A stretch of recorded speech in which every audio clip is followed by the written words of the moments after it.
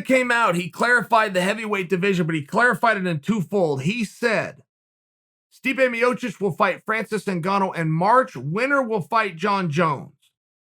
Now, it has appeared for about 5.5 months that Jon Jones is going to heavyweight. It appeared that way because he left the light heavyweight belt. They went up, picked up, and moved on. And then he said, I'm moving to heavyweight. But somewhere along the way, Israel Adesanya moves into the division. Adesanya versus Jones is the biggest fight the industry can make. Now, that will change.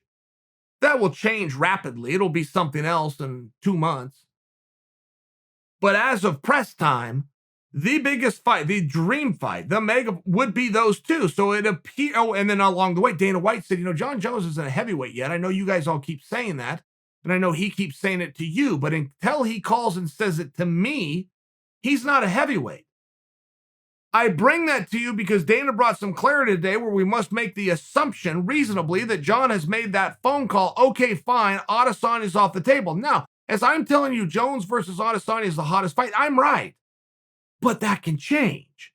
You will remember when Daniel Cormier versus Jon Jones was the mega fight. That was this year.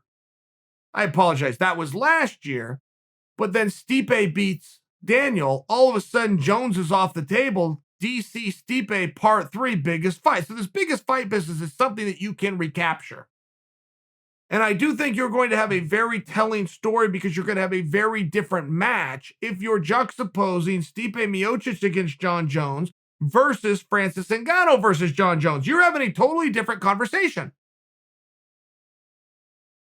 Stipe, stylistically, is more likely to beat Jon Jones. We would conclude. Jon Jones would conclude he would have more problems with Francis. Jon has been very open to say, I would like to gain some size. Some of these much bigger guys, I'm going to go in there and give up 30 pounds of steel. Right? I mean, these guys are built the right way when you're talking about a Francis Ngannou. I think Jon Jones's opinion has to matter. So I think we have to listen to Jon Jones, and we may come away that Francis has one way to win, to knock him out. Okay.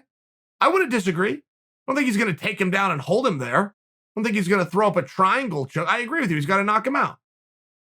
What's against the numbers for Francis, and Jon Jones doesn't get knocked out. What's against the numbers for Jon Jones is Francis knocks anything out that he touches. I mean, right. You start to see where this is interesting all around. I'm trying to talk about, how are we going to put a Band-Aid on? We're not going to get Jones and Adesanya, the biggest fight they ever been. Hey, this could be the biggest fight. This could be the biggest fight in a damn hurry. But it's two very different fights. And you start to ask yourself, I'll tell you who you're going to cheer for. Okay. Same as I am. We, though it won't be an agreement, but we will adhere to this. We will cheer in the Stipe Francis match, not for who we want to see win between Stipe and Francis. We will cheer for who we want to see beat Jon Jones. It's a point of beat Jon Jones, right? Jon has done everything in the sport except get beat. That might hurt his feelings, but that's just a real thing. Jon, you're a victim of your own success. People want to see something new. That would be the only thing new. So I just bring that to your attention. Can either of them do it? I know Jon has been very open to say, I got size problems. I do not want to mention names, but if I did, you would know them. Big names have come and gone as sparring and training partners of Jon Jones. Big, heavyweight names. Not one of them even privately claims to have got the jump on Jon Jones in practice. But somewhere within those workouts, Jon has been very open to tell us he felt a differential in the size. So you have to defer back to that. The other side of the coin, I mean, if you were just to close your eyes real fast, Stipe's going to move around a lot. He's going to hit you a lot. He's going to be very hard to take down. Daniel Cormier, who was a two-time Olympian, got 2 takedowns in 3 fights with Stipe. He's hard to take down. Got proven fact, we got it. Doesn't mean Jon can't do it. Doesn't mean he can't. It's going to be hard to do. That's the statement I'm making.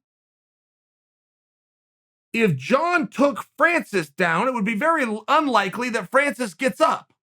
Now, we only have one example of Francis being down, but it happened 5 times. It was against Stipe Miocic, who took him down 1 time per round, and he never got up. So it's just one of these matches.